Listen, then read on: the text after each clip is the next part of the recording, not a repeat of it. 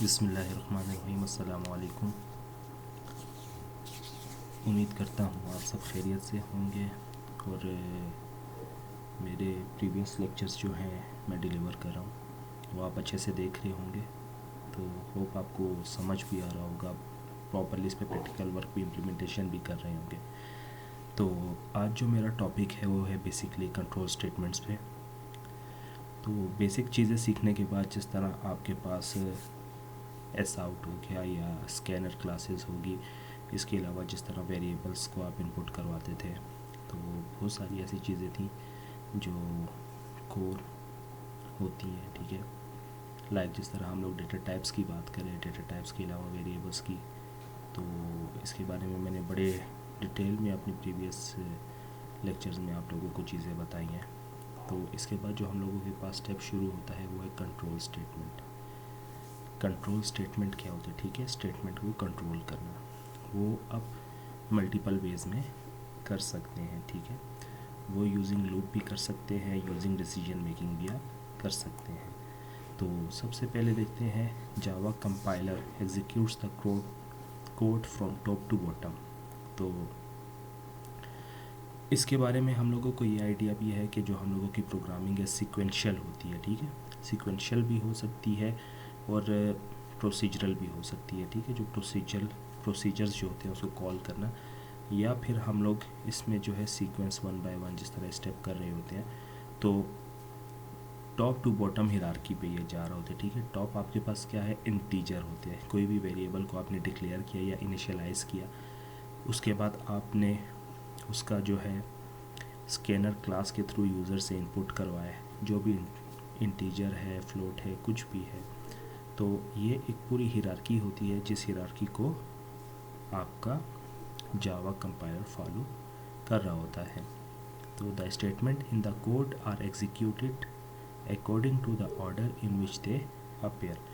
तो जो स्टेटमेंट्स होती हैं कोड में वो उसी तरह एग्जीक्यूट होती हैं जिस ऑर्डर में वो अपेयर होती हैं, जिस तरह मैंने आपको बताया टॉप टू डाउन हिरार्की में, ठीक है। सबसे पहले आपका डेटा टाइप वेरिएबल्स आते हैं, उसके बाद फर्दर आगे जो उन पे आपने फार्मूलाज लगाए हैं या जो भी चीज़ इम्प्लीमेंट की हुई है वो step by step follow up ले रहा होता है, ठीक है, जावा कंपाइलर। तो however Java provide statements that can be use to control the flow of Java code. तो जावा प्रोवाइड करता है स्टेटमेंट्स जिस तरह आपके पास इफ एल्स है, स्विच है, लूप्स वगैरह आ जाते हैं, ठीक है। तो जो आपके जावा कोड का फ्लो कंट्रोल करता है, such statement are called control flow statements. तो उन स्टेटमेंट्स को हम लोग कंट्रोल फ्लो स्टेटमेंट्स भी कह सकते हैं। It is one of the fundamental feature of Java. तो ये बहुत ही कोर और ये फंडामेंटल पार्ट है जावा का, ठीक है।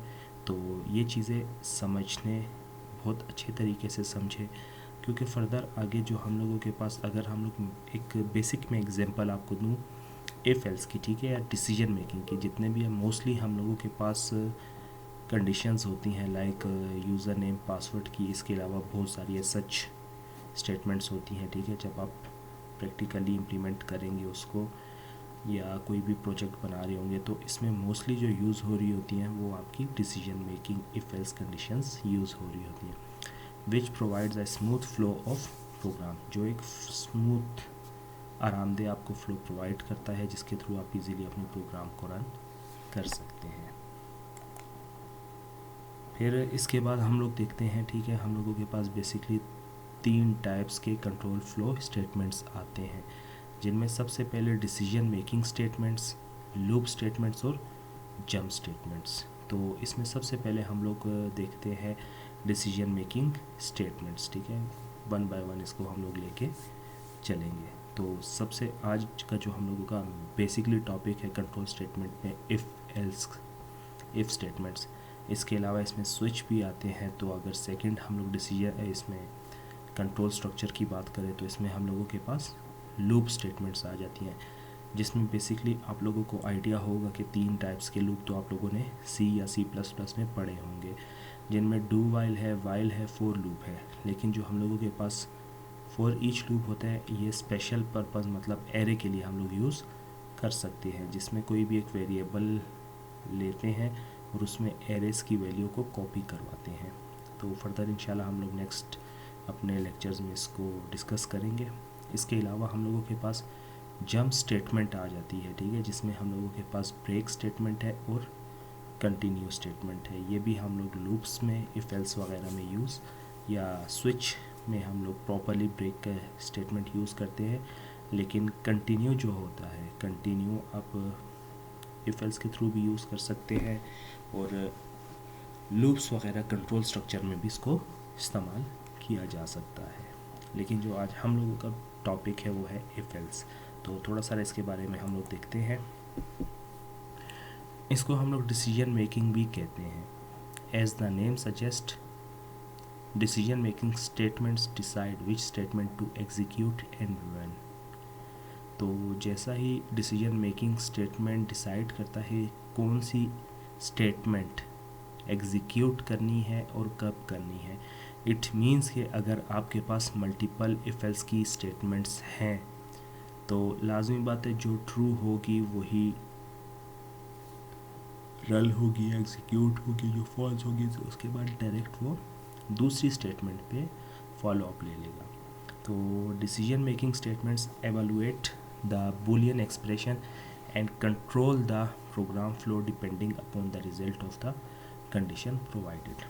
तो बेसिकली जो डिसीजन मेकिंग स्टेटमेंट्स होती हैं ये एवेलुएट करती हैं, ये अपनी एवेलुएशन किससे करती है, बूलियन एक्सप्रेशन से, ट्रू और फॉल्स, येस और नो, जिस तरह मैंने आप लोगों को करवाया था, बाइनरी नंबर्स के बारे में बताया था। या बुलियंस हम लोगों के पास एक ऐसा डेटा टाइप है जिसमें आप येस और नो, ट्रू, फॉल्स वगैरह यूज़ कर सकते हैं। तो यही कंट्रोल करते हैं फ़्लो को और डिपेंड करते हैं कि किस टाइप की कंडीशन आपने इसको प्रोवाइड की हुई है। There are two type of decision making statements in Java, if statement and switch statement. तो दो किस्म की स्टेटमेंट्स होती हैं, if else and switch statement, switch case. तो if statement, if Java, in Java the if statement is use to evaluate a condition. तो evaluate किसको करती है, कंडीशन को। वो कोई भी एक स्पेसिफिक कंडीशन हो सकती है। The control of the program is diverted depending upon the specific condition. तो जो कंट्रोल होता है प्रोग्राम का वो एकदम डाइवर्ट, चेंज हो जाता है। कहाँ पे, वो डिपेंड करता है किसी मखसूस, किसी ख़ास कंडीशन के ऊपर। जो कंडीशन रन होगी, जो ट्रू होगी, तो ये ऑटोमेटिकली वहीं पे चला जाएगा। The condition of the statement gives a Boolean value. तो जो कंडीशन होती है स्टेटमेंट्स की वो आपको बूलियन वैल्यू प्रोवाइड करता है, आइदर ट्रू और फॉल्स। या तो वो ट्रू होगी या तो फिर फॉल्स होगी। In Java there are 4 types of if statements given below. तो हम लोगों के पास 4 टाइप्स की इफ़ स्टेटमेंट सिर्फ यूज़ होती हैं। ये जो नीचे दी गई हैं तो इसको हम लोग 1 बाय 1 देखते हैं। इसमें हम लोगों के पास सिंपल इफ़ स्टेटमेंट है, इफ़ एल्स स्टेटमेंट है, इफ़ एल्स इफ़ लैडर है और नेस्टेड इफ़ स्टेटमेंट्स हैं। तो सबसे पहले हम लोग सिंपल इफ़ स्टेटमेंट देख लेते हैं। तो if statement, it is the most basic statement among all control flow statements in Java. It evaluates a Boolean expression and enables the program to enter a block of code if the expression evaluates true. तो ये बहुत ही basic है, ठीक है। तो इसमें basically flow control करता है, ठीक है, आपके कोई भी प्रोग्राम का या कोई भी कोड का। तो ये बूलियन एक्सप्रेशन के थ्रू इनेबल होता है। जिस तरह लास्ट स्लाइड में भी हम लोगों ने देखा, या तो ये ट्रू होता है या तो फिर फॉल्स होता है। तो बेसिकली आप सेंटेक्स दे सकते हैं कि इफ़ में आपकी कंडीशन है, ठीक है, वो कंडीशन कोई भी हो सकती है। तो उसमें ये जो स्टेटमेंट है ये एग्जीक्यूट होगी। तो सबसे पहले हम लोग इफ़ को देखते हैं। तो जाते हैं नेटबीन्स की तरफ। तो नेटबीन्स में जो है सबसे पहले हम लोग रन करेंगे अपनी इफ़ एल्स स्टेटमेंट को। तो सबसे पहले जो हम लोगों के बेसिक नीड है तो वो हम लोगों के पास क्या है, डेटा टाइप प्लस वेरिएबल। तो एक वेरिएबल लेंगे, कोई भी नंबर होगा, नंबर में आप इसको 20 दे दें, ठीक है। तो इसमें सबसे पहले आपके पास आ जाएगा इफ़ नंबर, ठीक है, इज़ ग्रेटर देन 10। तो अभी आप लोग देख सकते हैं कि आपने रिलेशनल जो गेट्स थे जो हम लोगों ने प्रीवियस क्लास में पढ़े थे, प्रीवियस लेक्चर में पढ़े थे, तो वो भी आप इसमें इम्प्लीमेंट कर सकते हैं, ठीक है। तो फिर इसमें एस आउट करेंगे, एस आउट करने के बाद आप टैप कर देंगे तो आपके पास आ जाएगा the number is greater then is greater then 10, ठीक है। तो हम लोग ये स्टेटमेंट लिख देते हैं। तो इसको हम लोग क्या करते हैं, एग्जीक्यूट करते हैं। तो ये बिल्कुल हम लोगों के पास बेसिक, ठीक है, इफ एल्स की बेसिक स्टेटमेंट है। इसको आप यूजिंग स्कैनर क्लास भी कर सकते हैं। तो देखते हैं कि ये हम लोगों के पास स्टेटमेंट रन होती है या नहीं। तो लेस देन, ठीक है, तो ये फॉल्स थी तो बिल्कुल रन नहीं हुई। लेकिन जब हम लोग इसको ग्रेटर करते हैं और इसको अभी एग्जीक्यूट करते हैं, तब आप लोग देख सकते हैं the number is greater then 10। तो डिपेंड करता है इस कंडीशन पे, या तो ये कंडीशन ट्रू होगी या तो फॉल्स होगी। अगर हम लोग सिंपल अपने इफ़ एल्स स्टेटमेंट, इफ़ की बात करें, इफ स्टेटमेंट की बात करें, तो इसमें सिर्फ एक ही स्टेटमेंट एट अ टाइम काम कर रही होती है, ठीक है। आप मल्टीपल स्टेटमेंट्स भी ले सकते हैं। इसके अलावा आप चाहें तो इसको यूजिंग स्कैनर क्लास भी आप इम्प्लीमेंट कर सकते हैं। लाइक सबसे पहले आपने एक स्कैनर, ठीक है, स्कैनर क्लास का एक ऑब्जेक्ट बनाना है जिसमें आपने सिस्टम डॉट इन करवाना है, ठीक है, इनपुट करवाना है। सिस्टम में आपने इनपुट की डायरेक्टरी भी है और इसको आपने इंपोर्ट करवा देना है। तो इंपोर्ट करवाने के बाद अभी नंबर में आप क्या कर रहे हैं, equal to sc dot next int के थ्रू आपने इसको कॉल करवाना है। तब आप अपनी मर्ज़ी से इसमें वेरिएबल्स में वैल्यूज़ पास कर सकते हैं। तो इसमें हम लोग करते हैं 50, ठीक है। तो the number is greater then और इक्वल टू 10। तो ये था बेसिक हम लोगों के पास इफ़। तो फर्दर आगे हम लोग इस पे जाते हैं। तो इसके बाद हम लोगों के पास आता है इफ़ एल्स स्टेटमेंट।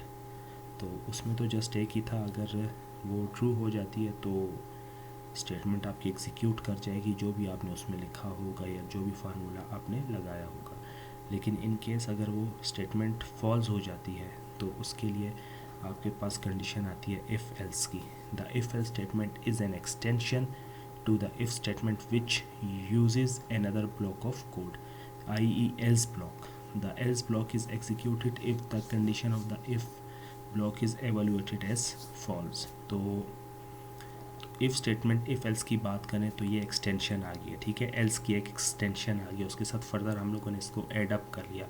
क्योंकि देखिए इफ़ में अगर कोई भी कंडीशन फॉल्स हो जाएगी तो वो स्टेटमेंट को रन नहीं करेगा, जिस तरह मैंने आपको प्रोग्राम में बताया। लेकिन अगर आपने चाहते हैं कि वो एग्जीक्यूट हो, ठीक है, अगर इफ़ की कंडीशन फॉल्स हो जाए, दूसरी कंडीशन एग्जीक्यूट हो, तो आप एल्स का इस्तेमाल करेंगे। तो ऑटोमेटिकली जैसे ही इफ़ की स्टेटमेंट या कंडीशन जो होती है वो फॉल्स हो जाएगी, ऑटोमेटिकली बाय डिफ़ॉल्ट ही वो एल्स के फंक्शन को कॉल कर देगा। और एल्स में हम लोगों को कोई भी स्टेटमेंट लिखने की, मतलब कंडीशन लिखने की ज़रूरत नहीं पड़ती, वो बाय डिफ़ॉल्ट ऑटोमेटिकली ख़ुद ही कॉल हो जाता है। तो फर्दर इसको देखते हैं। अभी हम लोग जिस तरह अभी हम लोगों के पास इफ़ था, तो इफ़ के बाद अभी हम लोग एल्स भी लगा देते हैं। तो इफ़ एल्स के लिए भी आप इफ़ लिख के टैब भी करेंगे तो आपके पास इफ़ का पूरे कमांड आ जाएगी, ठीक है। The number is smaller than 10। तो देखते हैं इसको अभी हम लोग। तो अभी हम लोगों के पास ग्रेटर था, ठीक है, इसको हम लोग चेंज कर देते हैं साइन। तो पहले तो जब हम लोगों ने स्टार्टिंग में कंडीशन लगाई तो उसमें हम लोगों को रन में कुछ भी शो नहीं कर रहा था, जब हम लोगों ने लेस किया। तो अभी इस स्टेटमेंट को हम लोग रन करते हैं। तो अभी आप लोग देख सकते हैं कि हम लोग इसमें सबसे पहले इनपुट करवाएंगे। इनपुट में अगर हम लोग इसमें 5 वैल्यू पुट करवाते हैं, ठीक है, तो ठीक है, तो क्योंकि हम लोगों के पास नंबर क्या है, लेस देन 10 हो गया, ठीक है, तो ये कंडीशन हम लोगों के पास ट्रू हो रही है। तो इसको दोबारा करते हैं, इसको हम लोग 20 कर देते हैं, ठीक है, तो आप लोग देख सकते हैं, ठीक है, तो ये इफ एल्स हम लोगों के पास स्टेटमेंट हो गई। तो इसके बाद हम लोग जाते हैं अपने इफ एल्स लेटर पे। तो इफ एल्स लेटर को देखते हैं हम लोगों के पास, जिस तरह भी हम लोगों के पास इफ एल्स थी, तो इफ एल्स में सिर्फ हम लोग 2 स्टेटमेंट्स ही ले सकते थे, सिर्फ 2 स्टेटमेंट, फर्दर आगे हम लोग इसमें और ज़्यादा नहीं ले सकते थे। लेकिन अगर हम लोग इफ़ एल्स इफ़ लेडर की बात करें तो इसमें हम लोगों के पास मल्टीपल स्टेटमेंट्स आ जाती हैं। जिस तरह अगर मैं आपको एक एग्जांपल दूं कि एक स्टूडेंट है, उसके मार्क्स 40 से 50 तक आ रहे हैं तो वो फेल है, 50 से 60 तक आ रहे हैं तो उसका क्या ग्रेड है, ठीक है।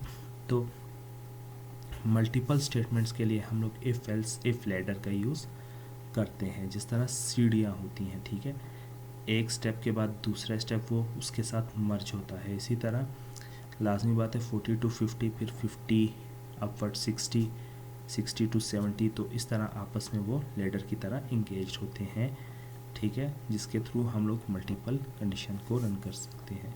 The if else if statement contains the if statement followed by multiple else if statements. In other words, we can say that it is the chain of if else statements that create a decision tree where the program may enter into a block of code where the condition is true.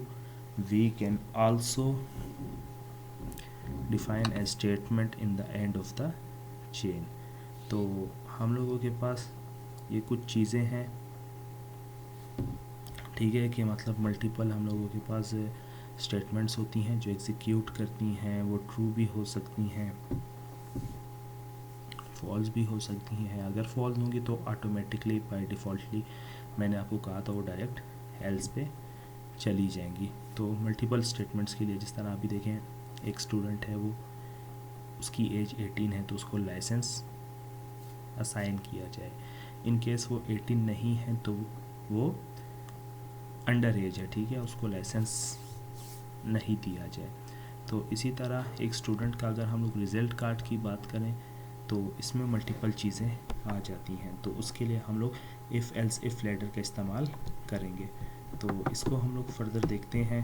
तो सबसे पहले इसको हम लोग move करेंगे, ठीक है, तो इसमें हम लोग वेरिएबल को चेंज करते हैं और इसमें हम लोग लिखते हैं मार्क्स का वेरिएबल। मार्क्स का वेरिएबल आप देख सकते हैं कि इसके नीचे एक अंडरलाइन शो हुई है, ठीक है। अंडरलाइन का मकसद ये है कि वेरिएबल अभी तक ये यूज़ नहीं हुआ, जब ये वेरिएबल यूज़ होगा ऑटोमेटिक इसके जो अंडरलाइन है वो रिमूव हो जाएगी। तो फॉर एग्जांपल अभी हम लोग इफ़ देखते हैं, इफ़ मार्क्स, ठीक है, मार्क्स। अब इसमें हम लोग लॉजिकल गेट्स का भी यूज़ करेंगे। लॉजिकल गेट्स मैंने आप लोगों को कल बताया था कि उसमें हम लोगों के पास एंड गेट्स और गेट्स वगैरह मौजूद होते हैं। तो मार्क्स में हम लोगों के पास क्या है, मार्क्स हम लोग लेते हैं, मार्क्स अगर हम लोगों के पास क्या है, लेस देन, ठीक है, हम लोगों के पास लेस देन या ग्रेटर देन 0, ठीक है, ग्रेटर देन 0 है। अभी एंड का यूज़ करेंगे, ठीक है, एंड क्योंकि इसमें अभी हम लोगों के पास मल्टीपल स्टेटमेंट्स आ गई हैं, ठीक है।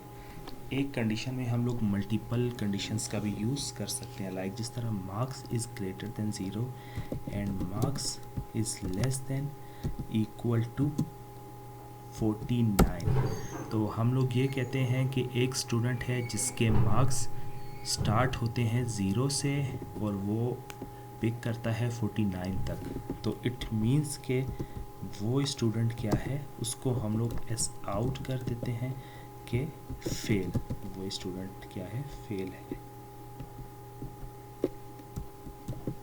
फेल है, ठीक है। तो इसके बाद अभी हम लोगों ने 50 to 60 करने हैं। For example if else if markx marks is greater than 50 and marks is less than or equal to 60, तो इसमें हम लोग क्या कर देते हैं, एस आउट करवाते हैं, ठीक है, सी बी या जो भी डी ग्रेड, ठीक है। इसके बाद हम लोग आगे मूव ऑन करते हैं। तो एक स्टूडेंट जो पिक करता है 60 to 70 मार्क्स, तो markx marks is greater than 60 and marks is less than equal to 70, तो इसमें हम लोग एस आउट करते हैं किसमें कि हम लोगों के पास सी ग्रेड है। अभी आप लोग देख सकते हैं कि इसमें हम लोगों ने जो एंड लगाया है, एंड मीन्स आप इसको मल्टीप्लाई भी कह सकते हैं। मल्टीप्लाई, अगर आपके पास जो ग्रेटर देन ज़ीरो है ये कंडीशन सेटिस्फाई हो रही है, लेकिन लेस देन इक्वल टू 49 वाली सेटिस्फाई नहीं हो रही है, तो आपकी स्टेटमेंट फॉल्स हो जाएगी, क्योंकि 1 मल्टीप्लाई बाय 1 करेंगे तब ही 1 आएगा, ठीक है। बिल्कुल गेट्स की तरह है, अगर आप लोगों ने गेट्स पढ़े हो, ठीक है, लॉजिक डिज़ाइन में, फिज़िक्स में, इस तरह आपने अगर गेट्स वगैरह पढ़े हो तो आप लोगों को आइडिया होगा कि एंड गेट में क्या होता है कि 1 and 1 ही आपका रिज़ल्ट में 1 आएगा, वरना आपका 1 बिल्कुल भी नहीं आएगा, ठीक है। तो 1 मल्टीप्लाई बाय, अगर एक स्टेटमेंट फॉल्स होगी तो 1 मल्टीप्लाई बाय 0 इट मीन्स कि आपका रिज़ल्ट डायरेक्ट एल्स पे चला जाएगा, एल्स इफ पे। तो इसी तरह एक और एल्सिफ लगा लेते हैं, ठीक है। एल्सिफ में आपके पास मार्क्स आ जाएंगे, marks is greater than 70 and marks is less than equal to 80, तो इसमें हम लोग एस आउट करते हैं बी ग्रेड। तो फिर दोबारा हम लोग एल्सिफ का इस्तेमाल करते हैं, या लास्ट में हम लोगों के पास आ जाता है एल्स। तो एल्स में हम लोगों के पास क्या आएगा, एस आउट और इसमें ए ग्रेड कर देते हैं। तो इसको भी हम लोग रन करते हैं। तो रन करने के बाद सबसे पहले जो चीज़ हम लोग प्रोवाइड करेंगे वो है 0 to 49, in between 0 to 49 marks होंगे, क्योंकि दोनों कंडीशन का सेटिस्फाई होना मस्ट है। अगर मार्क्स 0 से ग्रेटर है तो इट मीन्स के लेस होने चाहिए और इक्वल होने चाहिए 49 के, तभी वो फेल होगा, वरना वो फेल नहीं होगा। तो 35 हम लोग 35 यूज़ करेंगे तो इट मीन्स के वो फेल है। दोबारा इसको रन करेंगे तो अगर हम लोग इसमें 55 मार्क्स देते हैं तो हम लोगों के पास डी ग्रेड है। अब सो ऑन, इस स्टेटमेंट्स को हम लोग यूजिंग फॉर लूप या डू वाइल या वाइल के थ्रू मल्टीपल टाइम्स भी हम लोग चला सकते हैं, लेकिन वो इंशाल्लाह जब हम लोग लूप्स के स्टेटमेंट्स पढ़ेंगे तो इंशाल्लाह उसमें इस चीज़ को हम लोग कवर अप करेंगे। तो ये था हम लोगों के पास नंबर सिस्टम। तो इसमें हम लोगों के पास तो हम लोगों ने काम किया एंड गेट पर, लेकिन हम लोग और गेट पे भी काम कर सकते हैं, ठीक है।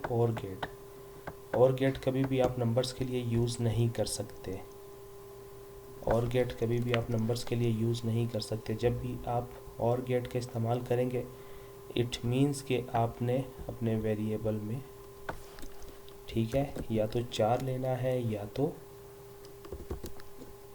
स्ट्रिंग लेंगे, ठीक है।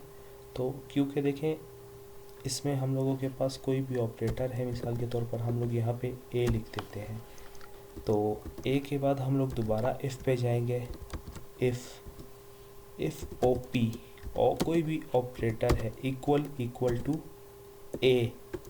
अभी आप लोग देख सकते हैं कि हम लोगों के पास ए है या ओ पी इक्वल टू ए। तो इसमें अभी एट अ टाइम एक ही कंडीशन सेटिस्फाई हो सकती है, या तो स्मॉल ए लिख सकते हैं या तो कैपिटल ए हम लोग लिख सकते हैं, ठीक है। दोनों को एक साथ नहीं यूज़ करते। तो ये चीज़ हमेशा मद्देनज़र रखें, जहन में रखें कि जो एंड ऑपरेटर्स होते हैं, एंड के जो लॉजिकल ऑपरेटर्स हम लोगों ने पहले पढ़े, तो वो नंबर्स के लिए यूज़ होते हैं। लेकिन अगर हम लोग और गेट्स की बात करें, इसमें सिंपल ये आपकी स्ट्रेट लाइंस, 2 लाइंस आपकी लगती हैं, इट मीन्स कि ये और ऑपरेटर है। तो ये बेसिकली किसका काम करते हैं, इसमें एक कंडीशन भी सेटिस्फाई होगी, फुलफ़िल होगी, तो वो आपको रिज़ल्ट में आंसर ट्रू मिलेगा, ठीक है। तो ये चीज़ आप याद रखें, ये बहुत इम्पोर्टेंट है पेपर के पर्सपेक्टिव से भी और भी असाइनमेंट वगैरह के पर्सपेक्टिव से भी, क्योंकि स्टूडेंट को आइडिया नहीं होता कि और गेट का इस्तेमाल कहाँ पे करना है और एंड गेट का इस्तेमाल कहाँ पे करना है, ठीक है। ए, तो इसमें हम लोग फिर कर लेते हैं else if O P equal to B and O P equal to B. तो सिस्टम डॉट आउट करते हैं बी, लास्ट में आपके पास आ जाता है एल्स, ठीक है। इसमें आप क्या करेंगे, इनवैलिड ऑपरेटर। तो ये हम लोगों के पास और गेट्स था, तो आप लोगों को समझ आया होगा इसका। फिर इसके बाद हम लोग देखते हैं नेस्टेड इफ़। तो मीन्स के नेस्टेड इफ़ मीन्स के इफ़ के अंदर हम लोग इफ़ का इस्तेमाल कर रहे हैं, ठीक है। तो इफ़ के अंदर हम लोग इफ़ का कैसे इस्तेमाल करते हैं, if nested if statement then if can contain a if और if else statement inside another if और एल्स इफ़ स्टेटमेंट। तो नेस्टेड इफ़ क्या होता है, मतलब कोई भी कंडीशन है, कोई भी स्टेटमेंट है इफ़ में, ठीक है, फर्दर इनसाइड इफ़ स्टेटमेंट हम लोगों ने और इफ़ एल्स स्टेटमेंट यूज़ की हो। तो इसको भी हम लोग देखते हैं कि इफ़ के अंदर इफ़ लगाना कैसे, ठीक है। तो इसमें हम लोग लेते हैं नंबर